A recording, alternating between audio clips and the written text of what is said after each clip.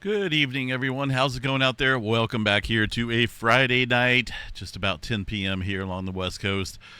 No, December. I was going to say November, but December 5th, 2025. Latest activity shows a 1.3 across California. Notice some movement also up there along the Northern California area, where we have slow slip events being elevated throughout the day today. Extreme southern end here, resulting in 156 epicenters of slow slip events. These are not earthquakes, but pressure building up. Well, I should say it's a sign of the two plates here slowly slipping past one another. They kind of give off a low frequency noise, and it's picked up by some very sensitive equipment there. So it's not an earthquake, not a sudden release of pressure, but it is adding further stress and strain upstream across the southern end of the Cascadia subduction zone. How do I know? Well, we had these two earthquakes here today, within about an hour or so of each other, 3.4 and a 2.2, directly upstream here towards a locked area, right? Look again here on the map. Here's where the slow slip events are occurring underneath this area, about 35 miles or so. Well, maybe about 25 miles or so, 35, 45 kilometers. And that's underneath this area, below the locked area. Let me show you a cutoff section here, or a cross section of the Cascadia real quick. This goes for Oregon, Washington, and Northern California as well. The locked area is up here in the red, roughly about the coast range, out to the Pacific Ocean there, with the slab, the Juan de Fuca slab, the plate begins to subduct underneath the North American plate. That's a locked area. That's building up quite a bit of stress there. We could see either a partial rupture or a full rupture up to a 9.0 or greater in this area pretty soon, because, well, it's been quite a bit of time since we've seen a big one out there. So there is sufficient strain. Now, the tremor activity occurs down here underneath this area. Now, notice if you were to go up on the map, it would put it right here where we're at right now. It looks like it's inland, away from the coast. It is technically, but it's down underneath this area. So tremor counts underneath this region, resulting in almost immediate earthquake activity upstream here towards the locked area. That tells me that things are pretty well strained out here, folks, when we see that type of movement. And it could pop here at any given time. And I say that because the likelihood is very elevated. If we go back the last 4,000 years in terms of Cascadia reoccurrence interval links here, this is a site called survivingcascadia.com. If you have, if you're not going out tonight, not doing anything, with the friends or family or with a significant other, you find yourself, what do I do on a Friday night? Read this web page here. It's well worth it. I'll include a link to this web page. It's called survivingcascadia.com. It's a wealth of information here. Any question that you have on this will certainly be answered in this page. So, looking back here, our last big event was 325 years ago, okay? The previous longest interval between major ruptures was 291 years. So we have gone way longer than the longest period known in the last 4,000 years. That right there tells you something, and it should open up. It should be an eye-opener out here. There was 20 Cascadia subduction zone events, partial ruptures and full ruptures. There was no known events that went this long. 291 years was the longest until now. So, do the math. It's all about time, and time is not our friend out here right now because, it's not like it happened yesterday. We're living here in the future where it will happen again, and I think pretty soon. With the tremor activity stirring up there and almost immediate earthquake activity towards the locked area, yes. Definitely, for sure, telltale sign there. 1.5 outside of Medford, Oregon as well. We're starting to get these little crustal quakes out here across the Oregon area recently. In the last 30 days, we've seen a number of them out there. Nothing big, but it's a sign of here, as this area builds up stress and strain that we would see earthquake activity across that area. And it's starting to show. San Francisco area, really nothing major going on. This is a Clear Lake volcanic field, not a volcano getting ready to blow. In fact, it's geothermal operations there. They found an interesting little way to harvest energy from the heated area below. The San Andreas Fault down here looks pretty quiet. Someone asked, about this earthquake. Well, maybe no, it wasn't this one. Someone said there was an earthquake outside of Berkeley, but I don't really see it. Maybe they were talking about the one that happened there a week or so ago, because there's really not a whole lot of newer activity there in the Bay Area. Same for the Parkfield section of the San Andreas Fault. The southern branch of the San Andreas Fault remains locked and fairly well primed for a big event as well.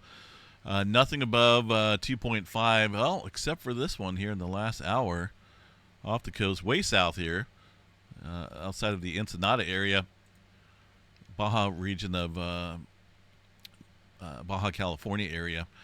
There's a couple earthquakes there on the southern branch of the San Andreas Fault. Nothing big, but it has been amplified out here recently. We've seen a little bit more activity out here than normal, all kind of encircling here the southern branch of the San Andreas Fault. A lot of activity up in the Bay region as well. So just keep an eye on it. I do feel time is getting short out here. Eventually, with all the movement that's been happening around the globe, around the world, the flat scale model Earth, however you want to look at it, this is a major area that has not had any sufficient movement out here. And when everything else is moving around the planet here, well, you know, it's going to happen. It's going to be our turn here pretty soon. That's not fear-monger. That is just the facts. One earthquake up there around Mount St. Helens as well this morning, a little 1.1. Let's go see real quick what's going on up there. Mount St. Helens, we'll just double check that and see if there's anything of any noteworthy mentioning here across that volcano. Well, that one's kind of really not looking all that great. It looks a little amplified there. There's the what time was that? 6:12 in the morning for a little 1.1. 6:12 in the morning. Well, 6:12 in the morning is probably going to be this one right here. But what about that one? That's bigger than this one. What about this one as well? You know, there's a handful of these smaller quakes that tend to get overlooked, but there's nothing big going on as far as any major uptick goes. Let's go ahead and check out Mount Rainier real quick. We'll check this station out. St. Andrews Rock. Wow, yeah, that one's not working. A little bit on the amplified side, I would say. What about this one up here? I think this one was doing the exact same thing a couple days ago. Yeah, that one's even overblown. Yeah, this is definitely some type of amplitude error. Hopefully they get that fixed, because now we have no way of knowing what's going on up there at Mount Rainier as far as earthquake activity goes. I don't think this one's working. Let me see here. Well, I guess it is. So, I mean, at least we got one up there kind of showing some activity. But, yeah, what is that? All that noise up there. Almost looks like, well, I know they have a lot of rain and snow coming in. So that may actually be ice and snow accumulation there, and the wind making all that racket on those seismograph stations. It happens actually quite often there. So we'll check back on that at a later time. Let's see, Yellowstone National Park. Really nothing going on there. There's a couple earthquakes there that they put up on the map, or on the USGS map there. But we will go double check this, see if there's anything new going on. There's not. There's those couple of smaller earthquakes they reported this morning, and those are very small earthquakes. But hey, they're reporting them. That's good. Nothing else going on across the rest of the country there. Let's take a look at the activity off the coast of Mexico. We had a 5.5 out there earlier today. Number of aftershocks. There is some adjustment going up north there off the coast of San Diego, as noted. So we are getting that shuffling of pressure up along the west coast. A lot of newer activity also down there. Looks like off the coast here of Nicaragua area. Down here, a bunch of clustering of small quakes. USGS not picking up on any of that, but there is definitely an uptick, I would say, following that 5.5. And didn't I say to watch that? Remember these plates out here along the Cocos Plate where that earthquake struck. It's right there on the plate boundary, the Cocos Plate and the Pacific Plate boundary. It's up along here. Normally, when we see activity stir up there, it does pressurize the area to the east, which would be along the Middle America Trench. But it definitely amplified whatever's going on, the activity that's going on down here. Definitely a noteworthy uptick. There's those two oddball quakes off the coast there, South America region. Also some activity down south. Nothing new to report there, but definitely get these weird earthquakes going on. Someone mentioned here maybe this could be some maybe newer volcano activity starting out here, and that's possible. Being off the plate boundary, they've had a number of 7-pointers out here this year, a bunch of 6s and 5s as well. So it's an interesting event there for sure because it's not normal. It's just not normal. We don't normally see that there off the plate boundary like that. Nothing going on back here across this area. Look at that. Super duper quiet. I'm sure there's some smaller microquake activity, but really nothing being reported. The Curl Cam Chaka up there, another 5-pointer. Japan, pretty quiet. Typical clustering going on here across the Philippines area into the Indonesia region, but it's looking pretty active, and there's a couple deep earthquakes in there as well with those rings being raised off the globe like that. So getting some definite adjustment going on there. Keep an eye on the Japan area, though. It's pretty quiet. Mediterranean area, got some movement out around Crete there, and it does look like the Turkey area, western Turkey, is starting to swarm up again. There's a number of 2s and 3s there. It's been a interesting swarming of events out there. So activity continues. Nothing big for now. The Atlantic Ocean pretty quiet. Now we got Hawaii out there still creating a bunch of earthquakes, mainly underneath this area, pretty deep, more broader, and a lot more numerous than normal. Just kind of watching this. Look at that line of activity underneath here. None of these are shallow either. It's all super deep earthquake activity. Of course, Hawaii being a hot spot. Something major taking place down below there. We'll see. We'll potentially see the effects of that in the future, near future. Checking out the Kilauea volcano real quick, and it might have something. It might, alter the rinse and repeat cycle here of the Kilauea volcano. We could see that either really ramp up, or who knows what. We may see a migration of the magma somewhere else. Let's take a look at the deformation data real quick. Still going up here. We're on tap here to see the eruption pretty soon. We're at the level seen during episode 37, so we should see that pretty soon here. It could happen tonight. Could happen by morning. Take a look here at the quick view of the webcam imagery there across the summit area. It does show. Looks like there's been some spillover here, or I think they're called overflow. So we are getting pretty close there, it looks like, to seeing an eruption there at Kilauea Volcano. See if we got any new updates here on this. December 5th. Editing problem in the activity summary section. These guys indicate that the eruption will occur between the 6th and the 8th. Well, the 6th is tomorrow. It's going to be pretty soon. All right, so we'll continue to watch that. Space weather activity. Oh, man, just sitting there looking pretty, isn't it? 4296, 4294, 4298. Pretty good cluster of earthquake or sunspot activity. But, I think it's going to be one of those times here where nothing really happens from this group. If it is, I better do it soon because it's directly facing the planet right now. There is still quite a bit of complexity here within these two sizable sunspots. Not so much in the front runner there, but definitely here. Also got a region around the sunspot. Can't remember the name. 4299. Well, actually, it looks like it's starting to grow a little bit more in the leading edge here of that sunspot. So a little bit of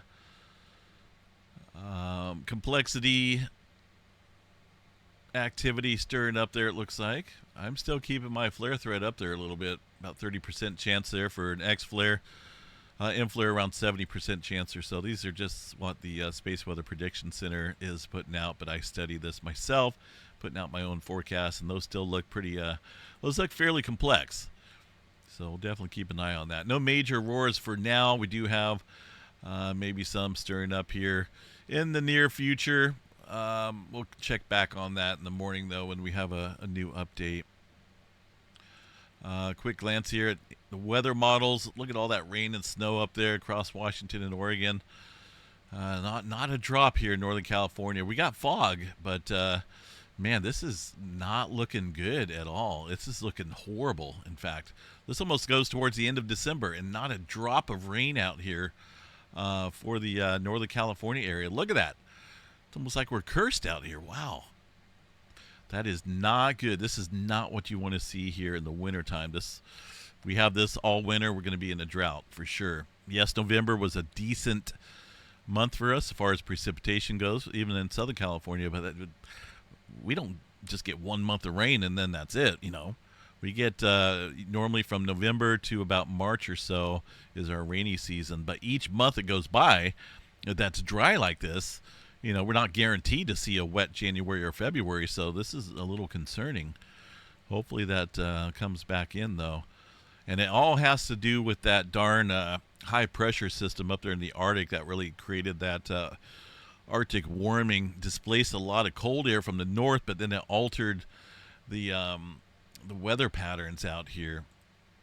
I'll show you guys the symbols out here for the hold on, upper dynamics. So here we are right about now. There's a massive high pressure off the western coast there. That's what's keeping us dry, keeping all the storms to the north. It does look like we're starting to get some colder air up there into Canada, but there was a massive high pressure up here that kind of displaced everything and altered this weather pattern. I'm hopeful that things will change there. Maybe towards the end of December here we'll get that storm track coming back in there. But it's not looking good, you know. I definitely a little concerned here. The jet stream just slamming there into the Washington and Oregon area, staying north with that high pressure, diverting everything. So we'll see. Hopefully we'll get that lower down there a little bit as we head towards the end of December. This is a jet stream here, and we want to see that aimed at the west coast preferably. Washington, Oregon, yes, you guys get lots of rain, but hey, you know what? Sharing is caring. All right, I'm out of here, folks. Have yourself a wonderful Friday evening. And again, if you get a chance, go check out this page. It's well worth the read. It talks about the slow slip events. And this goes into more detail than, you know, my quick little update video here. It talks about the locked area, the ETS, which is the slow slip event here. And then you got the stable slip, which is just nothing really locks up. It just continues to dive down into the heated area below. But this is the locked area. And like I said, there's a wealth of information out here, scenarios to consider. You know, say, for example, it happens at a certain time of day, the season. I mean, it's, you know, if you read this, let me know in the comments of this video what you guys think about this.